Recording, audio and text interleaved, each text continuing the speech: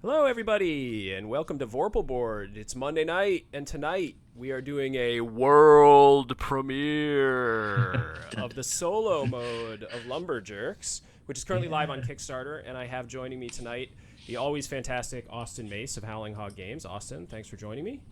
Thanks for having me. Of course, I always love having you on the stream, especially to play Lumberjerks. So we are only a few days from the end of the campaign, but you're about a week out. Yep. And Almost you're exactly a week. you're just over or just under. You're kind of vacillating above and below 7,000 of the $8,000 target, which I think we were talking a little bit before we got on. I think that leaves you in a pretty confident position going into the last week. It looks like you're Yeah. pretty confident that you're going to fund okay, which is great. Yeah. I think not to jinx it, I think we're going to fund, and it's just a question of which day of this week does it happen. Let's do it today, right? Okay. Let's do it. That's Let's a do lot it of pressure. tonight. Yeah, exactly. That's a lot of pressure on us both. But one of the cool things, so anybody who's watched our stream knows we love Lumberjerks. We've played it a number of times on the stream. It's actually a family favorite of mine. I play it with my kids and my wife a lot, and we've had it a couple times here. Agent Dave, who is in the stream, is also a backer of the Lumberjerks Kickstarter campaign.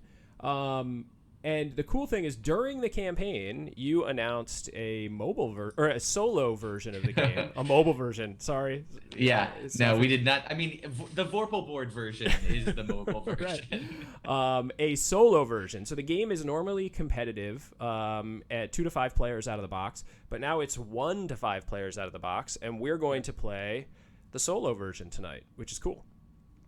So what gave you? Where'd you come up with the idea? Like, what was it? Something that you kind of knew you were going to do going in, or was it sort of a inspiration halfway through the campaign type deal? It's somewhere in between. We wanted it, and we just couldn't crack it for a while. And the way game design for me tends to work is you try desperately to have an idea, and it evades you, and then you give up, and then months later, it just like pops into your head at 3 in the morning. Um, so I just it suddenly occurred to me how we could make this work because our big barrier for solo mode was that um, Dave doesn't want, and Dave's the artist and primary designer on the project. Uh, Dave didn't want to have a bunch of extra cards, a ton of extra rules. Like the game is cheap. It's a family game. It's quick. It's fun. It's light. And we didn't want to sort of bog down the rule book or the box with all these extra components. And so making it work mostly with the existing structure of the game was our big barrier. And I just sort of I played Unbroken and Friday are like two big solo games, and I think eventually just some of that seeped into my brain and helped inspire some of the twist on the rules that we're gonna do tonight. Cool. So the other big thing we're world premiering tonight is actually a feature in Vorpal Board for people who have seen it before. We have video going of boards tonight. So instead of sending ultra high res photos of the tabletop, we're going to be doing video tonight. And the reason that we added video is for certain games, it works really well, right? If it's a game that doesn't have super tiny text, or it's a game that has really recognizable pieces, you really don't need the ability to be up at like 5 megapixels or 10 megapixels for photos, right? So this way you can actually see things flip over real time. I'm going to be rolling dice in the real world here in meat space, not in virtual space. And I'm going to be flipping over cards here as well. So this will be a little bit of a different way to play for us. But we're pretty excited about the feature edition. So, all right. So people who know about Lumberjerks, the basic idea is I'm going to be trying to chop down these trees. When you play competitively, everybody owns their own tree, and you try to chop down your own tree, and the other players try to kind of slow you down while they're chopping down their tree. In the solo mode, I have 5 trees, so all these trees are mine, and I'm going to try to chop them from left to right, and I got to do it in order. So I have to have the tree on the left fall, then the right, then the middle, or excuse me, then the second from the left, then middle, second from right, then all the way on the right. If Right. ever I have any tree fall that is not the furthest to the left, the game is over, and then Yep. my score is how many tree chops I was able to get out of 35. Yeah, and in sequential order. So, if your second to left tree falls, you don't get points for all those chops on the right trees. It's just in order what you've chopped so Okay, far. so just just your successful chops. Yeah. So essentially, it's how close you were to the finish line.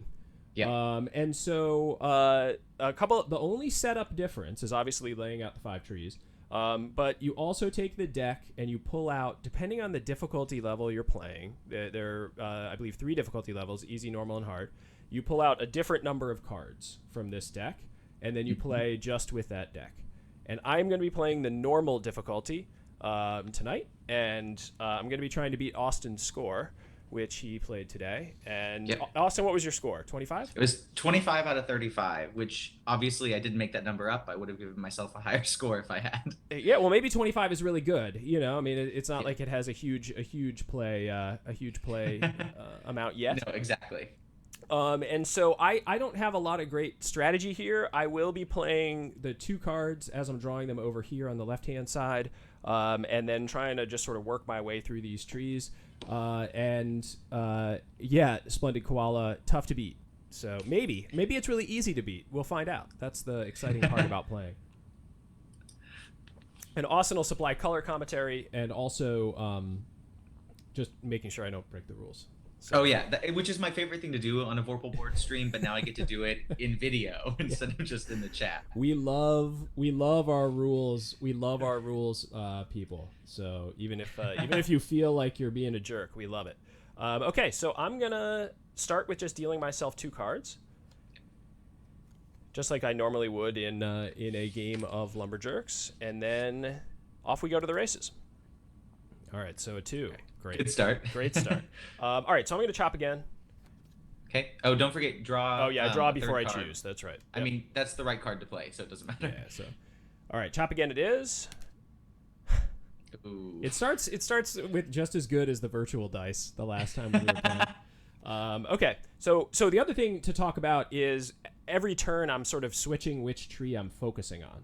Mm-hmm. So I was just focusing on tree 1, which is when I want to get a lot of chops. And now I'm focusing on tree 2 when I still want to get some chops, but not maybe as much as on tree 1.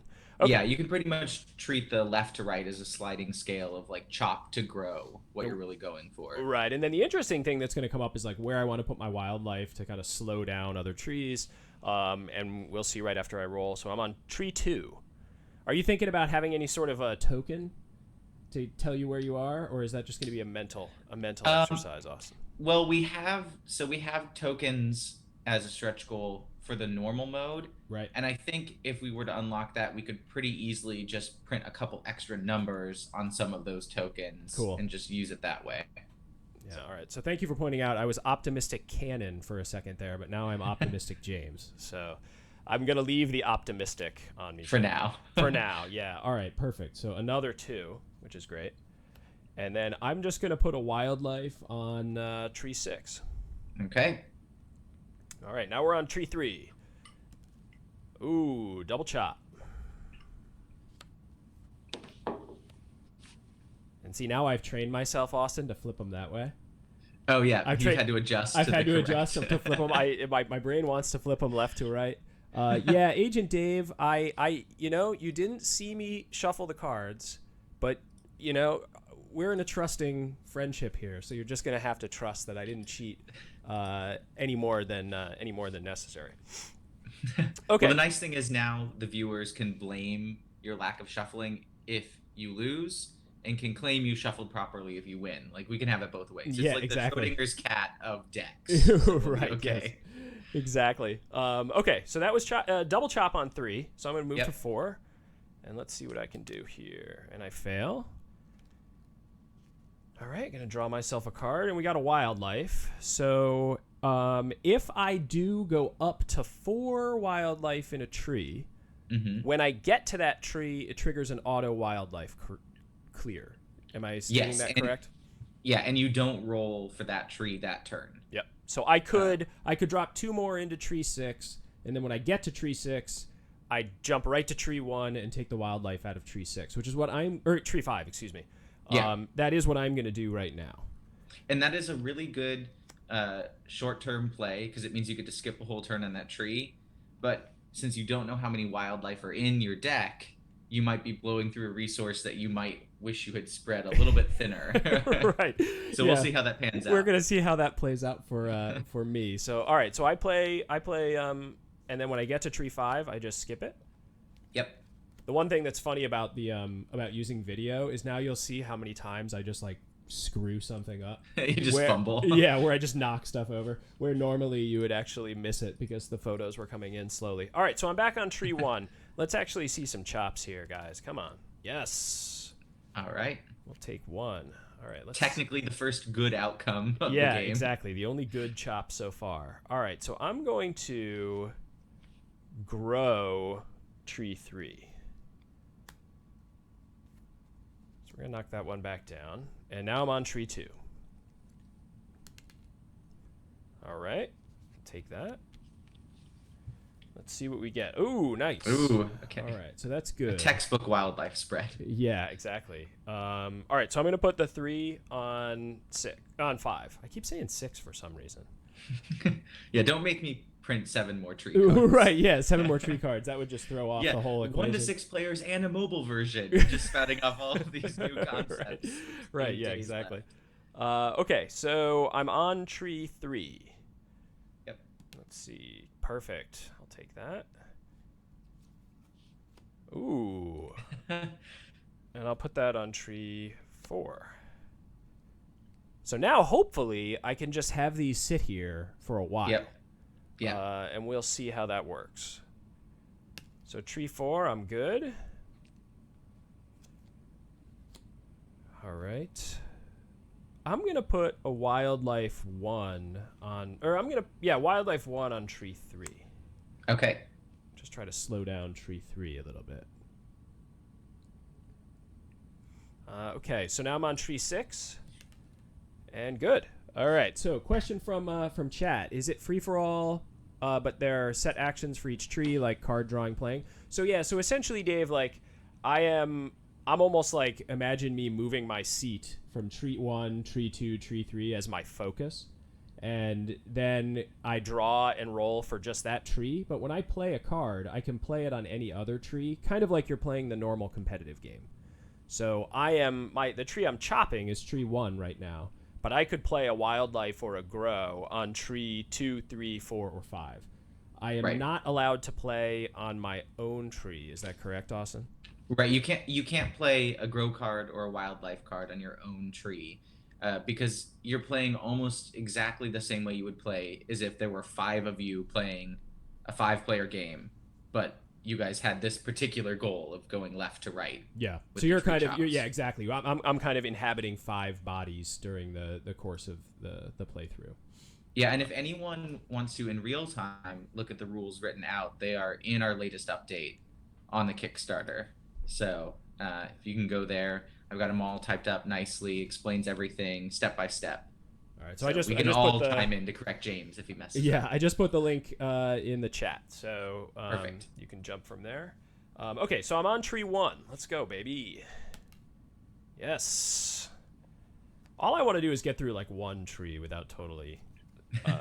Oh. Oh, what?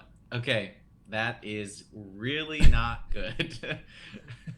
Because I can't play it. I can't get rid of it. It's not playable unless it becomes relevant, and it is just taking up a slot in your hand. Okay, so yeah, this for anyone who doesn't know, this is the hippie repellent, and the hippie repellent can only be played to remove a hippie from your tree, and since no hippie is in any tree, I can't play it. So it's just going to sit in my hand, and I'm going to be forced to always be playing one of the other 2 cards, which is great. And it is technically possible that neither hippie is in the deck you're using. Correct. I might have pulled him out. So yeah, that's cool, I think. All right, so I'm going to put this wildlife in tree 3, and then we're going to move on to tree 2. Agent Dave, is there video tutorial? I hate to break it to you, you're watching it. This is the video tutorial. So if you go to sleep now and wake up tomorrow, you can watch this video start to finish. Right. Yep. Just fire up the time machine, move ahead in time a little bit. All right. So I'm gonna play a grow, and grow back tree 3. and now I'm on tree 3. That was my action on tree 2. All right, so now I'm on tree 3. Man, I am rolling so many failures, which right now is fine, I guess. Yeah, it's great half the time. Oh, man. Bum bum. This is just a bummer. I get 2 grows. This is proof you shuffled the deck. If there was any doubt. Yeah, unless I just get like dozens of chop agains as we go. Okay, so now I'm on. Oh man, what tree was that on? You rolled on tree 3. Okay, so and I played. Your card. Yep. So now I'm on tree 4. Yes. All right. And so, yes, Agent Dave, the regular gameplay you can see on the campaign page from Vorpal Board as well. There we have a couple videos actually. All right, so I'm just pulling grows only right now. That's my only. I'm just losing points constantly, and I'm burning through all those grows, which obviously I'll probably want later in the game to keep tree 5 from falling over. So all right. And you will lose the game if you go to draw a card and that deck is empty. Yeah. Okay. So explain how we're going to use Rubber Axe. So is that I'll play it on myself? No, I think it says choose a player. It does. The beginning of, right? Okay, so whenever you want, you play it on someone other than the tree you're currently using, and then basically that will work where when it is their turn, they will then fail. So basically you're setting someone up to fail their next turn. Okay. All right, cool. So I'm on tree 6 right now. I'm going to play this just on tree 3. Okay. Because why not? I'm wildlife to the gills out there. And now I'm moving on to tree 1, and I need to start getting some chop success here. So there we go. Okay. We'll take it. I have 2 points. Man, this is just nuts. I haven't gotten any chop agains. I'm going to put a wildlife. I'm going to put this 1 in tree 2. Just because I'll probably bypass it here. Yeah. All right, so rolling for 2. I rolled a 1, of course. This is unbelievable, right? Honestly, it seems pretty on brand for you, James. Yeah, it actually does. That's a good point. All right, so I'm going to put this wildlife. I'm going to go over the top on tree 3. Okay. I am moving to tree 3, and that means I get the whole turn is everything is null. But does the Rubber Axe stay?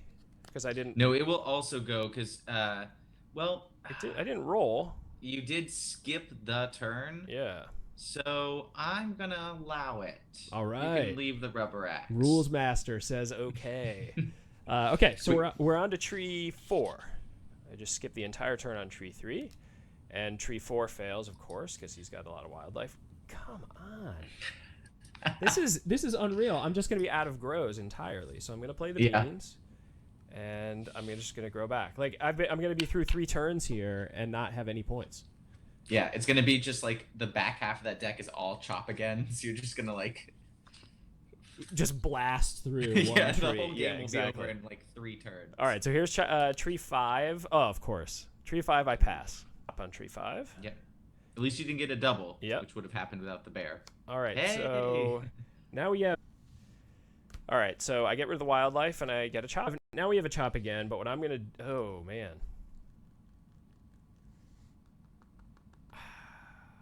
I guess I'm growing tree 1. Wait. Why? Well, because I'm not going to chop again on 6. Oh, I see what just happened. Yeah, I'm on it tree was 6. Like the perfect timing, and now I see what occurred. Yeah. Yeah. Oh my gosh. All right, so now we're on tree 1, and I roll a 1. So I'm gonna chop again, probably. There we go. All right, so I'm gonna chop again on tree 1. I'm on tree 2, baby. It's good to know that a 0-point game is possible. It's possible. Yeah, it's possible. All right, tree 2. Yes. Okay. All right, but that's not a critical. Not a double. Double. So we just get the 1. And then I'm going to play the chop again. Okay. I want to start making some progress. I want to feel better about myself. All right, we got a 6. So let's go get it. Don't get over eager on that second tree. Yeah, seriously. Okay, so I'm on tree 3, and now I'm going to fail this roll when I chop, but I'll roll it anyway. Just get some of the 2s out of my system. So the jerk card's out, and now I get to chop again, and I'm going to chop again. Okay. All right. All right, moving on to card number 4. All right, failed that, which is good. -1, which I will put in in location number 5. And here we go on tree 5, fail. Perfect. And then we're going to put a wildlife on tree 3. And tree 1. Yes. Finally. Gotta get some of these. Yes. All right, so I'm going to chop again. All right.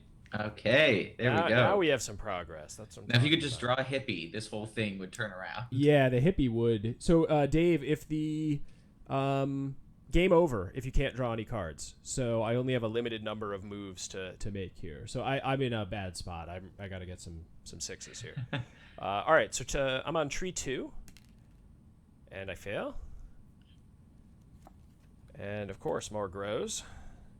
So I'll use one of them to grow 6 or 5 back. Because you're adamant we have 6 trees. I am. Yeah. For some reason, looking at the square here, I feel like it's 6 wide.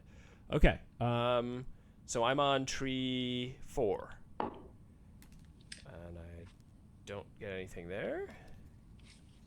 And then I'm gonna put another wildlife on tree 5, and now we're on tree 5, and we fail, which is good. Mm-hmm. Oh.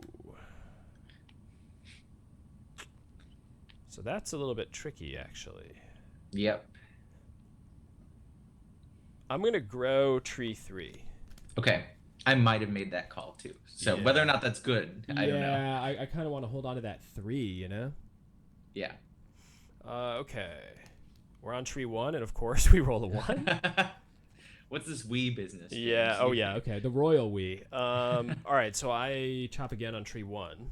Okay. And we get a 5. All right. So yeah. Slowly turning the tide on tree 1. All right. Tree 2. 5. Okay. And Oh yeah. Not ideal. Not ideal. But I'm gonna play it right now. I think I'm gonna play it right now. Okay.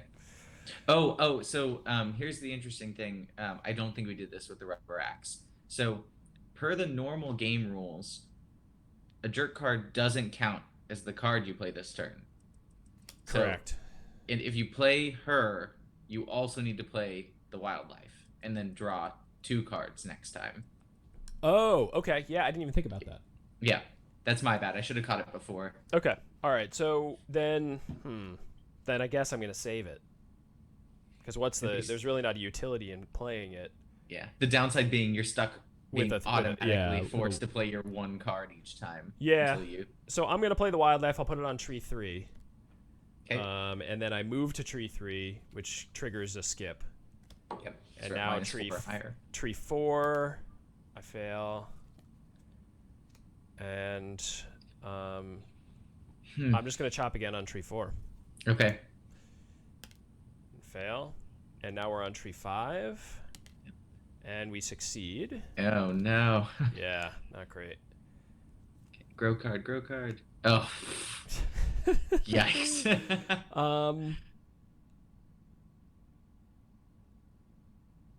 I'm just gonna play the straight chop again. It doesn't make sense to play the Mother Nature right now. Yeah, not till you get to the 1st or 2nd tree. All right, so we failed, so that's good. On to tree 1. Okay. Yes. Come on, give me a chop again. Okay, so I am gonna play the Mother Nature now just to get it out of here. Yep.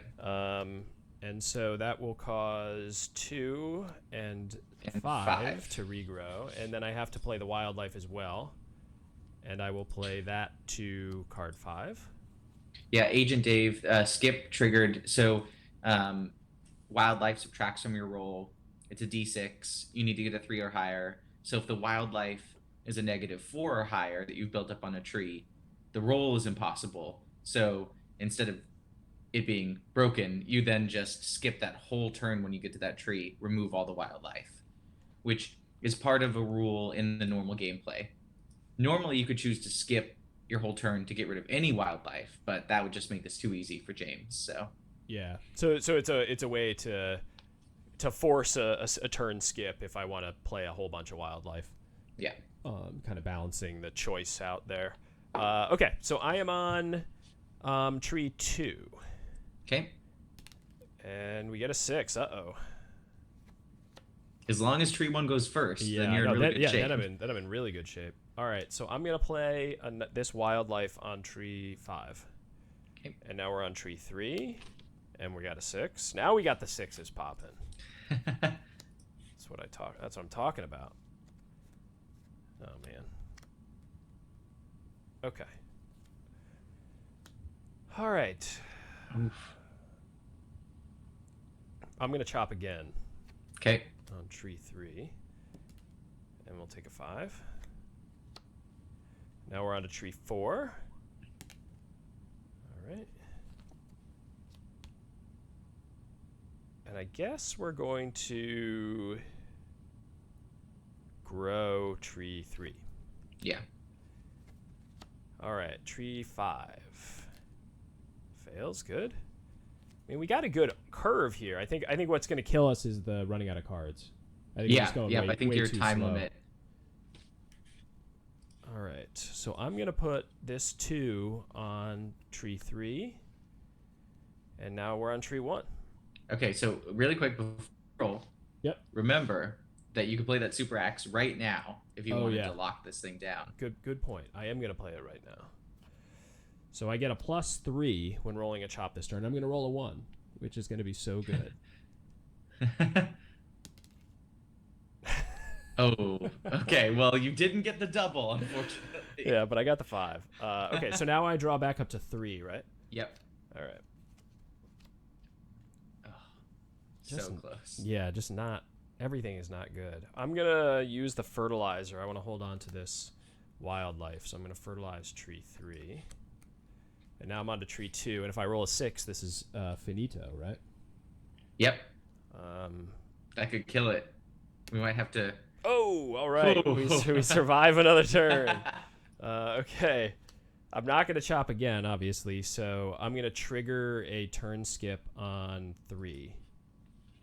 All right. Yeah, I'm going to trigger a turn skip on 3. So yeah, Agent Dave, I see what you're saying.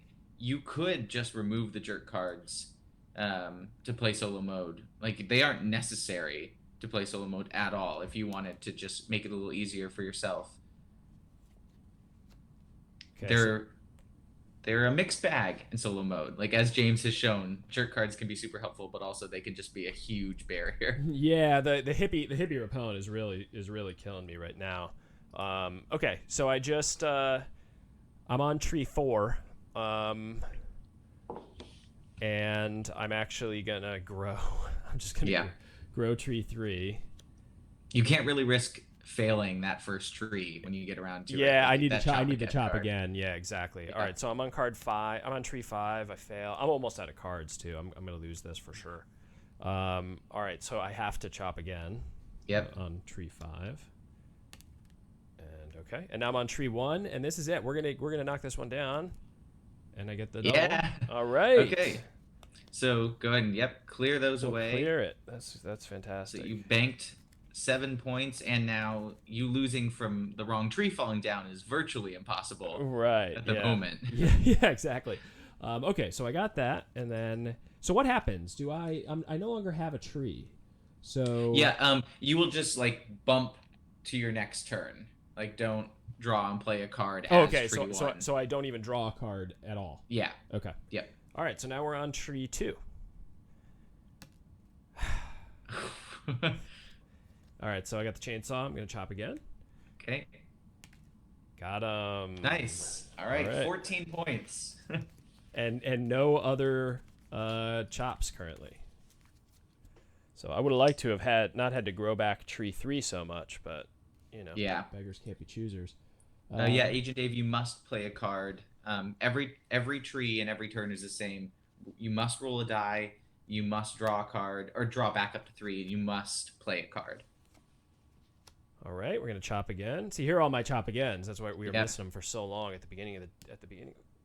Can you see that? Yeah. Okay. Yes. Yep. All right. I didn't want anybody to accuse me of cheating. It's admissible in Vorpal Board court. Right. Okay, so we're on tree 4, and we failed there. All right. So I'm gonna put the -1 just on 6. All right. And then we're moving to 6 or moving to 5. 5. Gosh, I'm not going to stop doing that, Austin. I'm sorry. Okay, so we're moving to 5. I trigger an automatic skip on 5. I'm back on tree 3. Yep, which is effectively tree 1 now, I guess. Right. Yeah. Let's not go crazy. Dude, I'm already getting it wrong all over the place. Let's not. Oh, come on. The skunk card, man.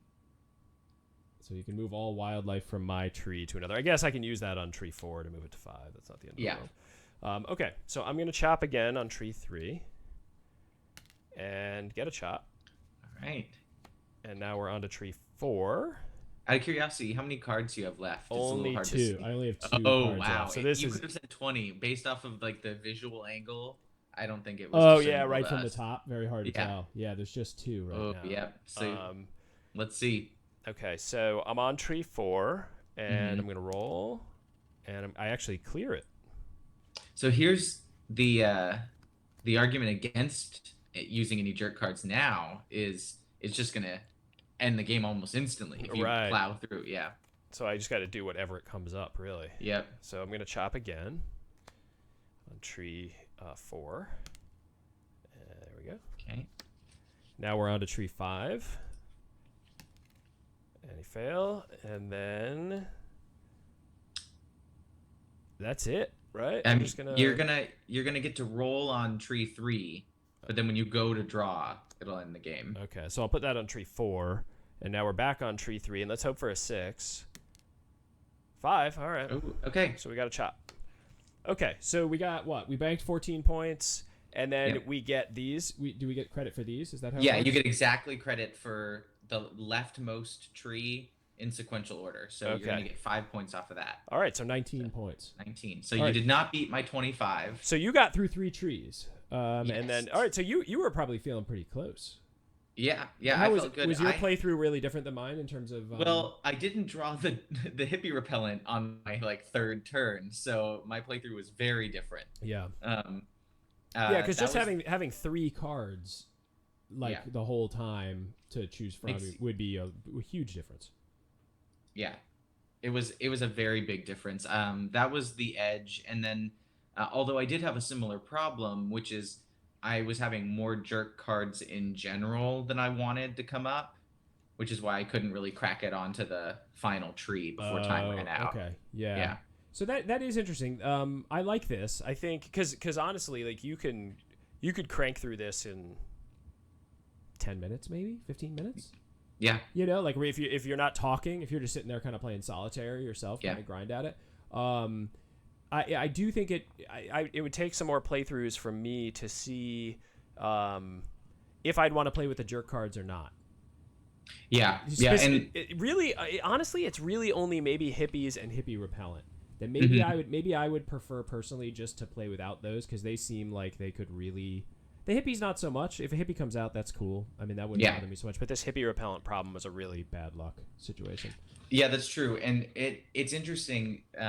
This is the first time I've seen it where the hippie repellent comes up like early and no hippies ever arrive. Right. Because you just incidentally pulled them both out. So because when the hippies are in play, that card is either really useful or not a big deal to play. Because like you were saying before, you could just bounce it between 4 and 5, the trees. Right. Yeah, exactly. You could just move the hippie around. Like a hippie is really good for you, honestly. Yeah, exactly. So, it's tricky. Based off of seeing what just happened to you, I need to look at it more and see the numbers. I would be open to having just including the hippie repellent jerk card being its own level of difficulty. Like including it in is like a halfway point between easy, normal, and medium, or easy, normal, medium, easy, normal, and hard. At any point, you could sort of amp it a little bit by including that. Right. And so so folks on the stream know the difference between easy, normal, and hard is you pull 20 cards out of the deck, 30 cards out of the deck, or 40 cards out of the deck, which means if I was playing easy, I would have had 10 more cards, which I probably wouldn't. I mean, I might have won. I mean, I would have had to have 10 really good turns. And then on hard, I would have gotten like 7 points. Maybe less. Hard with that hippie repellent at the beginning would have been a disaster. Right. Yeah. So, but the interesting thing is with hard. Oh no, hard. You have even less cards. Yeah. So fewer cards. Sorry. Yeah, that would have been that. Yeah, that would have been awful. Yeah. So yeah, this is good. I mean, I think I like the idea that you have added another kind of wrinkle to be able to play the game. And you know, I'm curious to see somebody beat it. You know, at normal, just to kind of see kind of what that playthrough looks like. How did you go through? Did it just take a bunch of playthroughs to get kind of the 20, 30, 40 ironed out? Yeah, that was the big thing. There was a period of time where I was playing without that, and then the game is just a cakewalk. You know, like if you have the cards, full deck, it's a breeze. But 20, 30, 40, just a bunch of playthroughs, trying to get a feel for it. You know, you want to hit that sweet spot where like easy mode isn't a guaranteed win, but you're banking on winning way more often than not. Right. Because there's not, and we talked about this a little bit before, it's not really a win-lose, because you could get anywhere from 0 points to 35 points. It's more about beating your personal record. Right. So it's really hard when you talk about balance. Like, is balance getting half of 35 points on average? Because in which case we did pretty good. You know? Right. Yeah, I guess that's true. Right. Like, you know, it's almost like in solitaire, right? When you play around a solitaire, like, how far do you expect to get? You don't expect to win with any regularity. Yeah. If your goal is to get all 35 points, even on easy mode, like that, you'd probably be disappointed. This is about doing better than you did last time. Right. What is the full deck number? Okay, the full deck number is 82 cards. I think James actually has a slightly earlier draft of Lumberjerks that has 80 cards total. So what you're saying is this one might be worth some money out there on the market. I have a special one, right? Yeah, that is not what I'm saying. But James is missing 2 jerk cards, not 2 unique jerk cards, but 2 copies of existing jerk cards. So he wouldn't have wanted them in this playthrough anyway. Right. Cool. And then these rules, subject to slight tweaks, maybe before final print, right? Yeah, pretty slight tweaks. I would say the 2 biggest things are we might adjust a little bit of the balance, and that mostly comes down to that easy, normal, and difficult setting, just like we talked about with the hippie repellent. The other one, I just lost it. Oh, the other one would be like how much room we have in the rule book to include like frequently asked questions just about the solo mode. Like, for example, we would need to have a line that says like leave out the super jerk card. So that would definitely be in it. But when it comes to some of the questions, like what happened with the rubber axe, like whether we can squeeze that in officially and give a recommendation or leave that subject to interpretation is really just going to depend on economy of space. Right. Yeah. And I think, what was I going to say? The one thing that would have thrown me for a little bit of a loop the first time was the playing of 2 cards if you play a jerk. Yeah, that's another big one. Yeah, I just wouldn't have thought of that. I would have just played my 1 jerk and moved on to my next tree, essentially. Yeah, and depending on the situation you're in, that might have made it easier or harder, depending on what you wanted. Right. Yeah.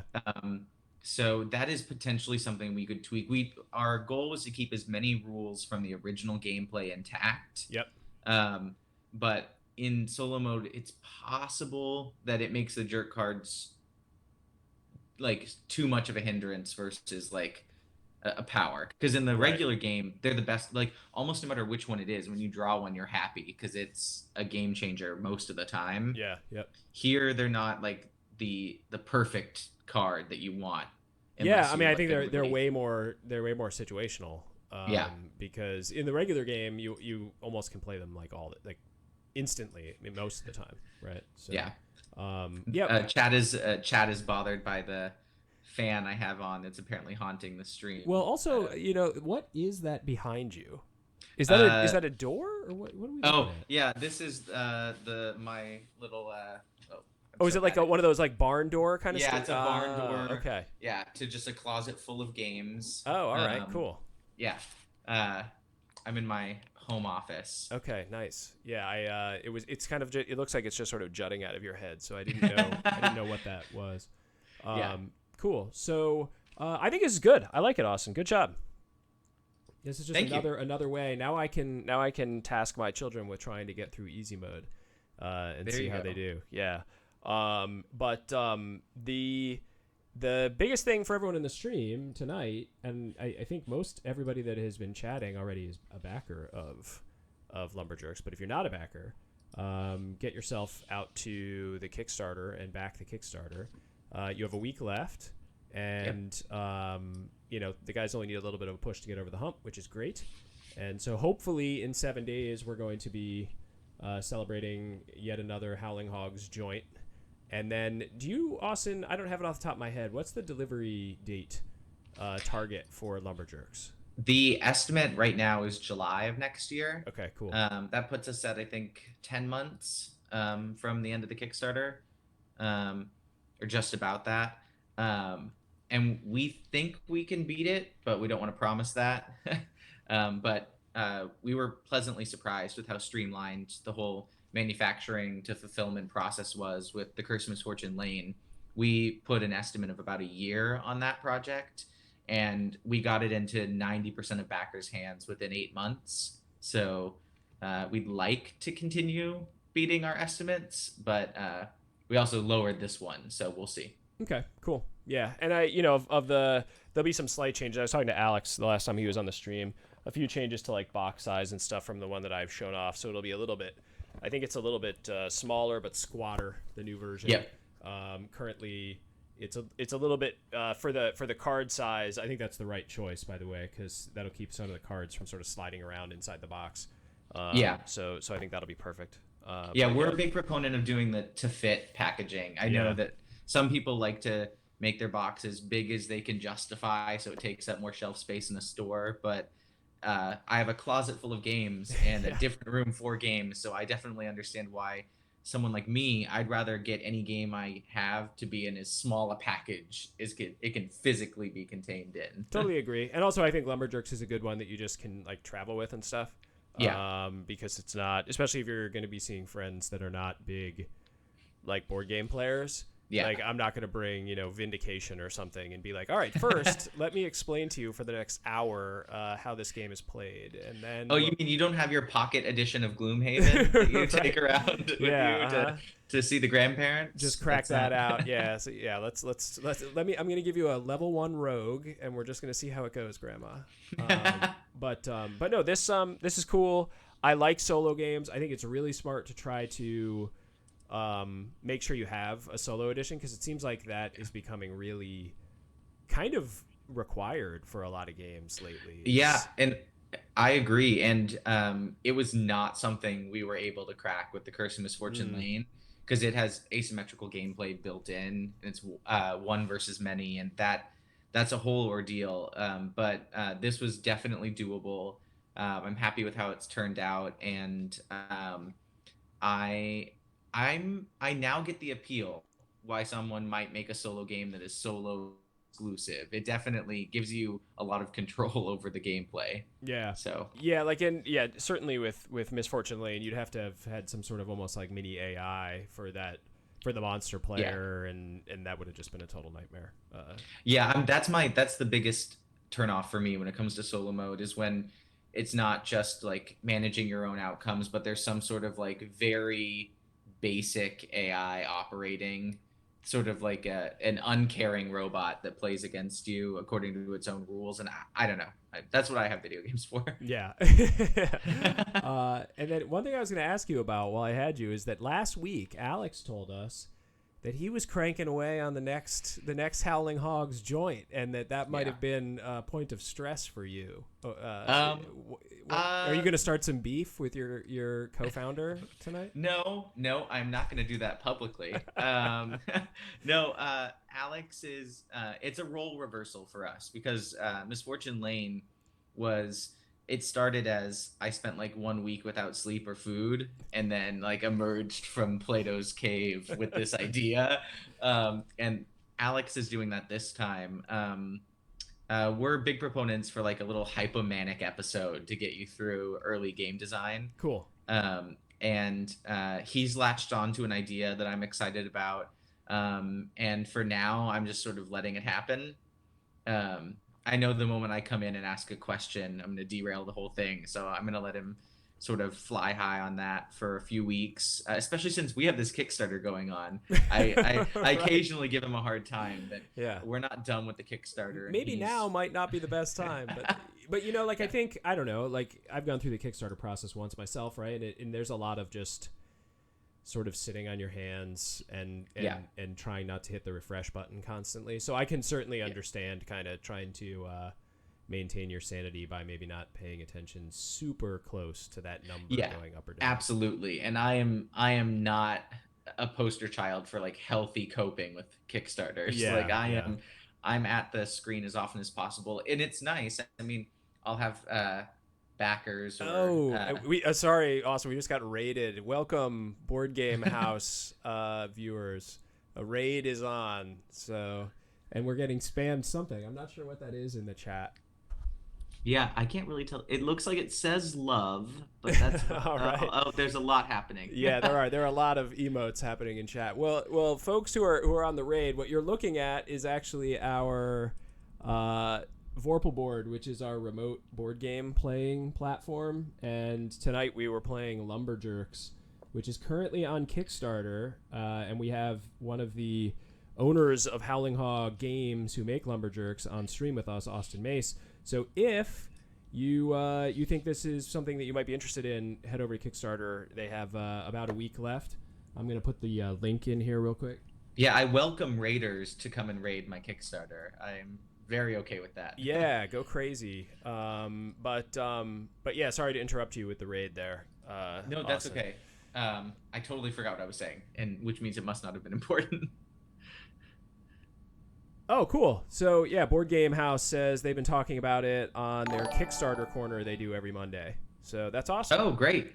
Cool. That means Google Alerts is not doing its job telling me. You know, I had that same problem actually with Google Alerts. I feel like I wasn't getting certain stuff. I don't know if they like do no index, or something. I don't know. It was very bad with the Curse of Misfortune Lane because it flagged the word misfortune and just gave me news articles every morning about the state of the world we live in. So that was troubling. Yeah. Oh, that's awful. But yeah, so for folks who just showed up, it's a good one. I enjoy it. I've played it a ton. I was very lucky for Austin and Alex shot me a prototype copy a while ago, and I have played lots and lots and lots of games of Lumberjerks with my family, and it is a constant in our house. So. And yeah, it says we do it live on stream. Oh, so that may be why. That makes sense. If it doesn't end up in like the actual stream name or a highlight or something, maybe it doesn't get indexed by Google. But yeah, that's great. Obviously all the best luck in the final week. Hopefully it doesn't drive you crazy. But, no, that ship sailed like 14 days ago. That was right out the gate. But hopefully I'll have something good to be crazy about in the next week or so. Yeah, hopefully. And for other new folks watching, we stream generally Tuesday nights and Friday nights. Tonight was a special one because we wanted to debut the solo mode of Lumberjerks. So I played through the solo mode and got crushed. But it's not about winning or losing, right, Austin? It's about just how well you did. Yeah. I mean, you lost to my score, so I think it is a little bit about winning and losing tonight. But yeah, of course. Now that there's more people here, you got to really talk the trash. But we do generally Tuesdays. Tomorrow night we're going to be streaming another game that's on Kickstarter, Squire for Hire, which is something of a Cinderella story, kind of. It was a game that was looking for something around $800 or something like that, and I think it's at like 11,000. It's a neat one-on-one 15 card game where you're trying to build your backpack like in a fantasy kind of mission. You kind of it's a layout game.